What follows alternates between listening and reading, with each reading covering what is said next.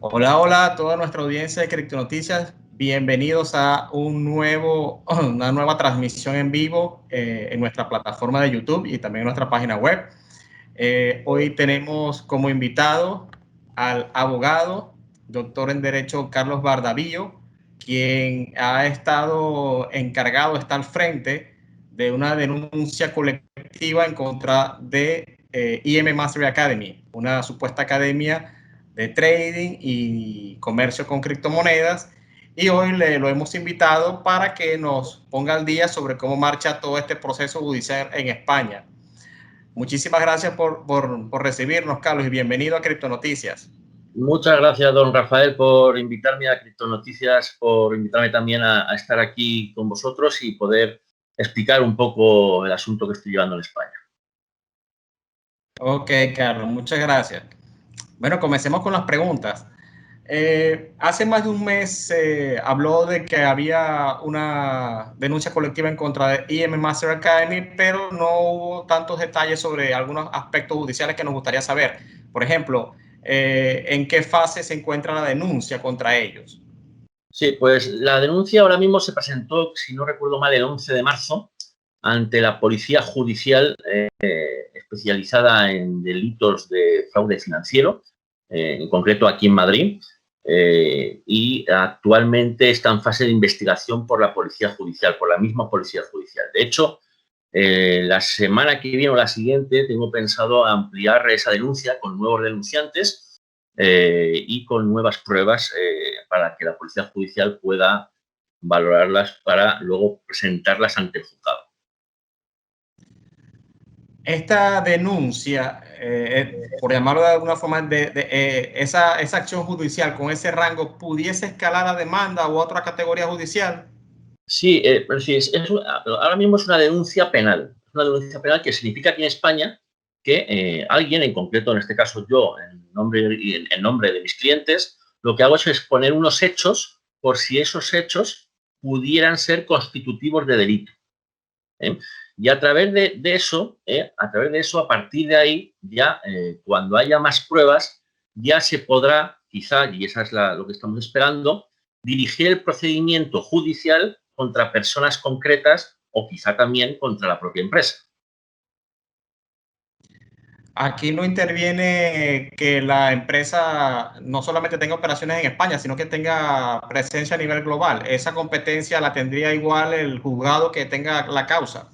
En principio, España solo puede enjuiciar hechos que se cometen en España. Hay ciertas excepciones que, bueno, ahora mismo sería largo de relatar, pero en principio lo que se va a investigar en España son hechos delictivos cometidos por sujetos, tanto que sea la persona jurídica o las personas físicas que han cometido delitos contra españoles que estén en España o contra víctimas, aunque no sean españolas, que estén fuera de España, pero que el delito se cometió cuando estas personas estaban en España, es decir, cuando los responsables estaban en España. Eso me lleva a mi próxima pregunta. ¿Son solamente españoles o también hay latinoamericanos en el grupo que ustedes ya manejan? Si hay de otros países, ¿cuáles países son? Pues mire, fundamentalmente ahora mismo en la denuncia el 95% son españoles. Sí que hay, si no recuerdo mal, una víctima que ha denunciado de nacionalidad mexicana, si no recuerdo mal. Sin embargo, más allá de los denunciantes, presentamos 450 testimonios gracias a una recopilación de datos que hizo un youtuber muy famoso español, bueno, ya casi internacional se podría decir, Carles Tamayo, que solicitó a sus seguidores respecto a este caso que fue destapado por él en España, no digo en Latinoamérica ni mucho menos, y solicitó que quien quisiera, digamos, exponer lo que le había pasado y ceder sus datos y su testimonio a la autoridad judicial, se suscribían a un formulario. Bien, en ese formulario se apuntaron más de 450 personas. Entre ellas puedo más o menos decir que el 30%, podría decir, un 30% aproximadamente son de nacionalidad latinoamericana, en concreto de Venezuela, Colombia, Perú, Chile, Argentina, México, Panamá, si no recuerdo mal. Es decir, yo creo que casi todos los países de Latinoamérica. Hace un poquito más de un mes, hablabas que habían personas que tenían temor de denunciar. ¿Qué argumentan para no proceder en una denuncia de este caso? Fundamentalmente, esta presunta indiciaria estafa está dirigida a la juventud. Sin embargo, claro, la juventud, pues, cuando tiene menos recursos o tiene lo que vienen a referenciar cierto temor, por ejemplo, a que su nombre salga a la luz. Esto también puede pasarle a un mayor de edad, o mejor dicho, a una persona ya mucho más madura o mucho más mayor. Pero también referencian muchas veces que tenían miedo y siguen teniendo miedo a que sus padres se enteren. Es decir, se creó tal conflicto entre los hijos y los padres, sobre todo aquí, por lo menos aquí en España, cosa que destapó el caso, porque muchos de los denunciantes también son los propios padres, que llevó a esos conflictos. Luego, para solucionarlos, el joven pues siente, por lo que me dicen, cierta vergüenza a reconocer a sus padres que efectivamente se ha equivocado. Es decir, esto es muy normal en las estafas, en las presuntas estafas, al menos en este caso.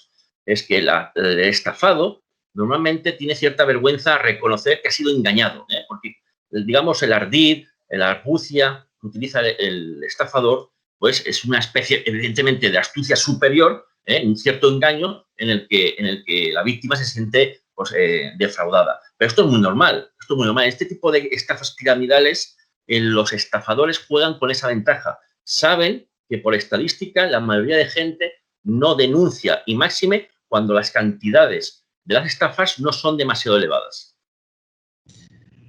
Cuando ustedes piden que se investigue a las autoridades, ese es el primer paso, solicitar una investigación, o exigen otro paso adicional que pudiesen dar ellos mismos en este caso. Cuando se presenta una denuncia se puede solicitar lo que se quiera. Evidentemente, la policía judicial puede aceptarlo, puede seguir las recomendaciones, pero la policía judicial, una vez se presenta la denuncia, no tiene por qué informar al denunciante de cómo está realizando la investigación.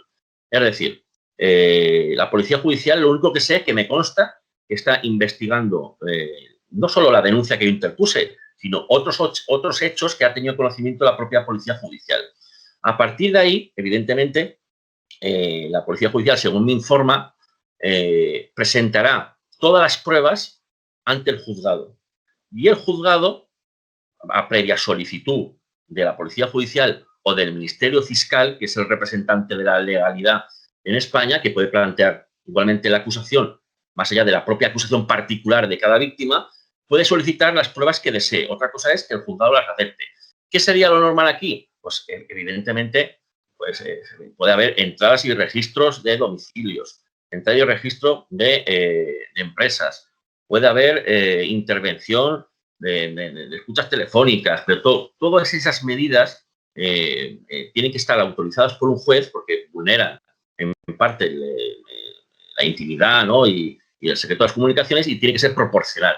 Nosotros vamos a luchar para que se investigue todos los sujetos que han intervenido, sobre todo los de la cúpula, a la propia empresa y a cualquier otro que haya participado de forma dolosa en lo que es una presunta estafa internacional. Si es una presunta estafa, Carlos, y IM Master Academy es una versión de iMarket Live que ya tiene también muchos años que salió, ¿por qué crees entonces que ha escalado tanto? Cambiaron como de imagen, pero parece que no les funcionó la estrategia de cambiar de imagen. ¿Por qué crees que ha escalado tanto después de eso? Pues fundamentalmente por lo mismo que comentas, sería una parte, un elemento muy importante. El cambio de nombre, no tan vinculado digamos, al asesoramiento bursátil, al asesoramiento de inversión, sino más encaminado a la enseñanza, a la formación. Eso ha calado en los jóvenes, que están en cierta medida hastiados, hartos, cansados de todo este año. Cómo no, todos lo estamos, y esto es una pena enorme y es un desastre histórico, pero los jóvenes también lo están sufriendo. En vez de estar saliendo con sus amigos por ahí, oyendo al fútbol, oyendo a ciertas actividades lúdicas, pues muchos de ellos han caído en este periodo de pandemia en este tipo de enseñanzas que en verdad lo que están haciendo es arrastrar a la juventud a las inversiones de altísimo riesgo, cuando no, posiblemente, como en este caso, indiciariamente, quiero decir, estafa. Es decir, este tipo de empresas ha aprovechado el confinamiento y la pandemia para dirigir la publicidad a los jóvenes, que eran un sector que tiene cierto dinero, ciertas cantidades que no podían gastar. Y a través de Internet se puede gastar siempre.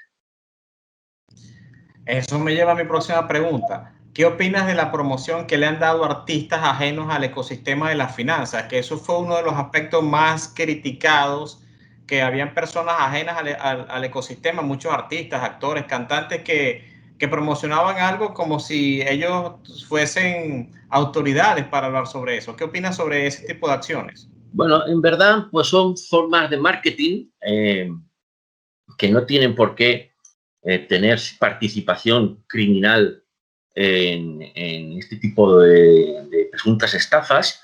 Se busca más la imagen, ciertas vinculaciones contractuales, y en verdad pues es una estrategia de marketing que todo el mundo utiliza. En sí mismo no es una cuestión que sea indiciariamente criminal, ¿no? Todas las marcas se utilizan a personajes famosos o de cierta relevancia. Otra cuestión sería si estas personas, a pesar de su estatus social y su fama, han tenido alguna participación en el engaño, que es el eje motriz de la estafa.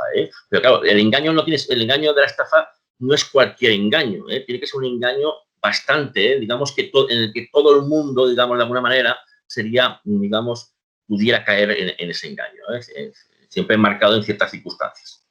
Ese es mi punto, que por ejemplo, los artistas que promocionaban del lado latinoamericano no solamente promocionaban, sino que también eran captadores de supuestos miembros o estudiantes para la academia.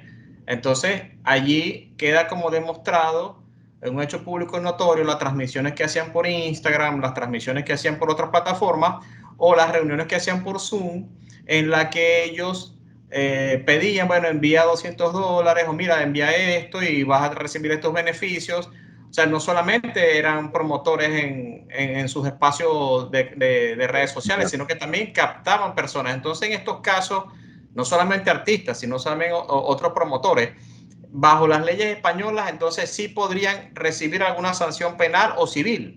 Claro, a ver, habría que diferenciar entre lo que es una captación, digamos, piramidal, que aquí en España está sancionada, digamos, administrativamente, civilmente, lo que es la venta piramidal, una ley de competencia desleal que prohíbe ese tipo de prácticas. Pero claro, si a través de la captación, y desconozco el caso de estos sujetos, de estos famosos que me comenta Rafael, si a través de la captación están produciendo luego, como en el caso que yo estoy llevando,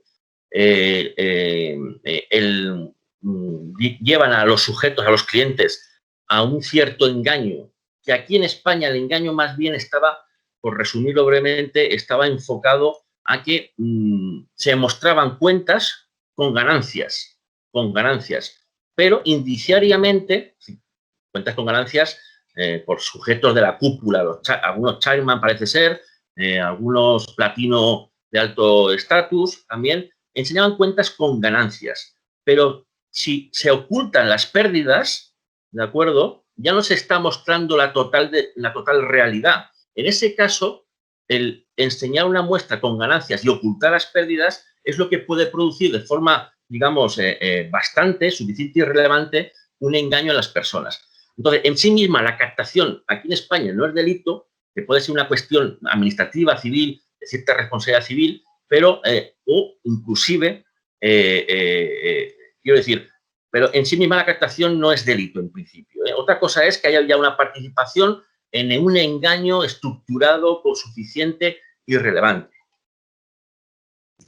Y a tu juicio, ya tú como abogado de este grupo de personas que están presentando la denuncia, más allá de esta estafa, hay muchas otras estafas. ¿Qué crees tú que es lo que está haciendo que las personas caigan en estos esquemas sin que perciban o sospechen siquiera que se trata de una estafa o presunta estafa? Sí, entiendo. Pues es que, a ver, la dinámica presuntamente criminal que hemos podido contemplar en España es la siguiente. Se inicia con lo que puede ser esta venta piramidal de captación, pero que está animada por una publicidad engañosa. Es decir, el cliente no sabe exactamente lo que está comprando, o mejor dicho, se le da otra cosa de lo que está comprando. Y me estoy refiriendo, en este caso de aquí en España, a que la juventud, fundamentalmente, que han caído en esta trama, pensaba que estaba contratando curso de formación de trading. ¿Qué sucede? Que la mayoría de afectados, entre 450 o algo más, refieren que a los pocos días, semanas, 2 semanas como mucho, más o menos, vienen a decir todos que ya a partir de ahí la enseñanza era repetitiva. Es decir, las primeras 2 semanas era una formación muy básica, similar a la que se puede encontrar por Internet de forma gratuita, lo cual ya estaríamos rozando o dentro del delito de publicidad engañosa, y después se mostraba digamos, semanas después, una formación repetitiva sobre esa primera formación básica. ¿Qué sucede? Que a partir de ahí, desencantados con la enseñanza, eran animados a atraer a otros clientes con la promesa de no pagar cuotas o incluso ganar más dinero. Claro, esa promesa de ganar más dinero por traer a otros clientes, que lo que estamos viendo es que los chavales trabajan 8 horas al día para la empresa, 7 días a la semana y algunos más de 8 horas al día, lo que conlleva es que en verdad está formando a un ejército de empleados que no saben que son empleados para atraer a otros clientes, lo cual podría constituir también aquí en España un delito contra el derecho de los trabajadores, que es cuando alguien está trabajando, no sabe que está trabajando porque está siendo engañado. Y a través de toda esta dinámica, de este ejército de la juventud, incitar a la inversión a través de operaciones en criptomonedas, en oro, en operaciones binarias, en CFDs, pero resumidamente esas operaciones siempre llevan al fracaso o a la pérdida del capital invertido, lo cual llama poderosamente la atención cuando el que dice, el que te anima a invertir siempre está ganando, lo cual significa que si tus clientes están perdiendo siempre, a la larga, quiero decir, no a la larga, en el balance final, aproximadamente en 3-4 meses, siempre pierden el capital, la mayoría. Por lo tanto, el que te está animando a invertir y te muestra sus ganancias, algo te está ocultando, posiblemente. Y eso es lo que hay que investigar. Las operaciones que están realizando conchavados, seguramente, o indiciariamente, presuntamente, con los brokers de dudosa reputación. ¿Tú crees que, por ejemplo, esta denuncia tiene algo más de un mes y bueno, ya han habido otros procesos en redes sociales que han como que tratado de recaudar, recopilar testimonios? ¿Tú crees que esto pudiese, en el sistema judicial español, si la policía judicial consigue evidencias, ¿tú crees que este proceso pudiese extenderse? ¿Cuáles serían las próximas etapas y cuál sería el tiempo que esto pudiese tomar para definir, mira, esta gente sí la vamos a investigar o mira, esta gente la podemos emitir una pena?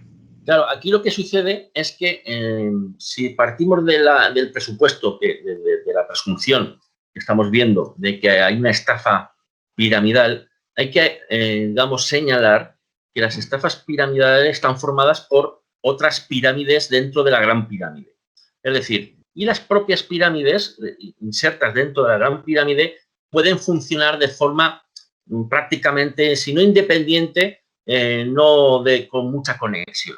Es decir, hay pirámides, parece ser, en México, dentro de esta gran pirámide que sería indiciariamente esta empresa, ¿no? Otras en vuestro país, en Perú, en Argentina. Es decir, que la complejidad del asunto es enorme. Aquí en España, la instrucción, la investigación de estos casos es muy lenta. Y es muy lenta porque son delitos tecnológicos, ciberdelitos, donde hay que comprobar las operaciones, seguir las operaciones o llamadas también en este mundo del trading señales. Y por lo tanto, las etapas o mejor dicho, los tiempos son largos.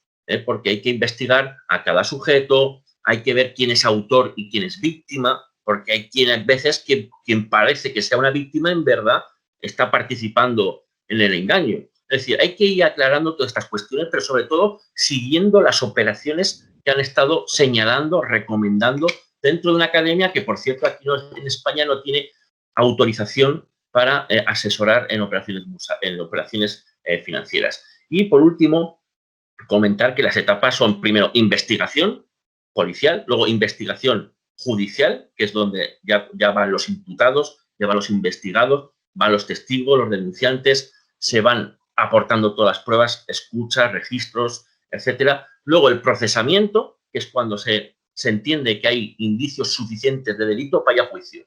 Ahí hay escritos de acusación, escritos de defensa, y ya se va a juicio, en donde se reúnen todas las pruebas y se practica un juicio oral. Yo simplemente, Rafael, si me dejas un segundo, comentar que lo más importante en estos casos es animar a denunciar.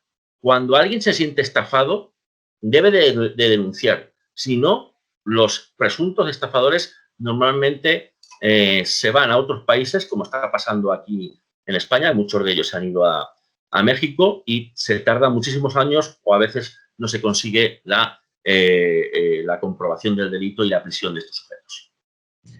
Hace unos minutos comentaste algo que quiero que quede claro para la audiencia.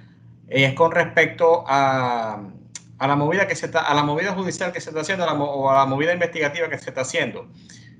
En este caso, se va contra la empresa, se va contra la cúpula que dirige la empresa, pero también se iría con potenciales captadores en España que pudiesen tener implicaciones en el caso. O sea que esto es una movida que va hacia diversos frentes. No es solamente contra la empresa, sino que es contra la empresa, contra la cúpula que pudiese estar en España y otras personas de la cúpula internacional que pudiesen tener incidencia en el caso español. ¿Es así?